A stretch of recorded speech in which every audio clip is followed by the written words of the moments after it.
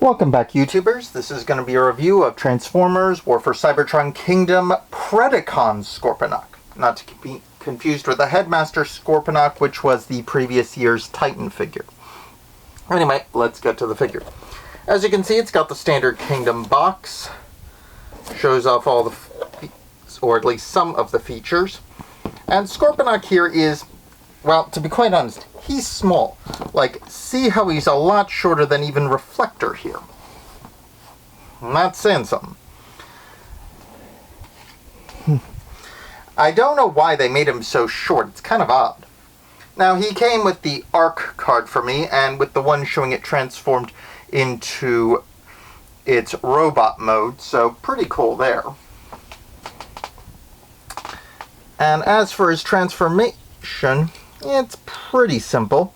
But before I get to that, he does come with the Cyber B, which just plugs in, better than the launching element it originally had, where it took the whole top claw was the wings.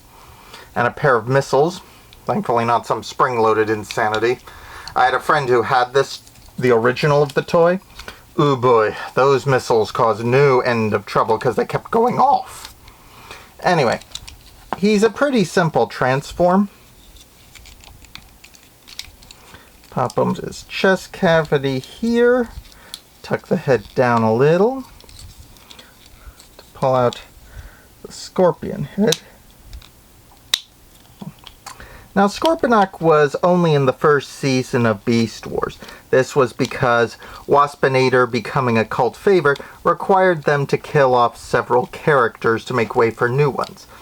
And he and Terrorsaur were the two sacrificial victims to keep Waspinator alive. Otherwise, Waspinator was going to be the one who died at the beginning of Season 2, and everyone was getting their Transmetal upgrades. Plus, Waspinator actually had a Transmetal upgrade toy, but he never got it in the series.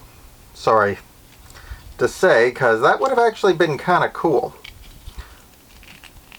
I remember seeing in some profile books that version of Waspinator was from another universe where Starscream never left his body. But Waspinator actually liked having the flight mode. You put the legs up like this. So he ended up enjoying it. Fold the claws forward and turn the shoulder plates around like so. Scorpinoc was also Megatron's nominal second in command, especially after Dinobot left. I suspect Dinobot was the original second in command because he was the most competent. But when he betrayed Megatron and challenged him for leadership, well, betray's not the right word, questioned Megatron's sanity and challenged him for leadership, he didn't take it too well, and Megatron just kicked him out with Scorpinoc sucker punching him. He was the nominal second in command and was occasionally given the role of mad scientist, but that later became tarantulistic. He was basically an incompetent bungler when it came to the science that he attempted to do. Either way, he's an interesting character, and he didn't have a lot of focus, unfortunately.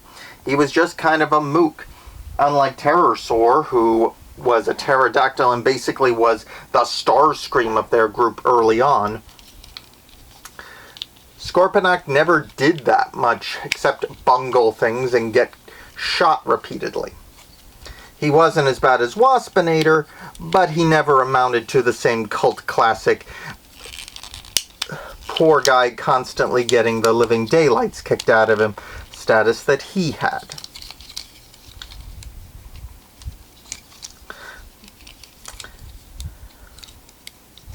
I'm actually curious to see what the Beast Wars comic will do with him.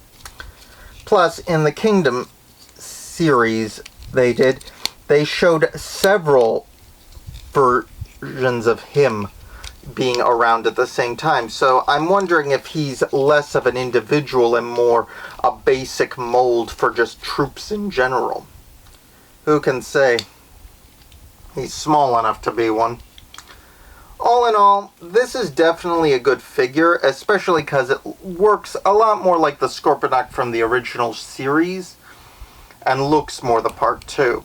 The original toy was all black and didn't look much like this.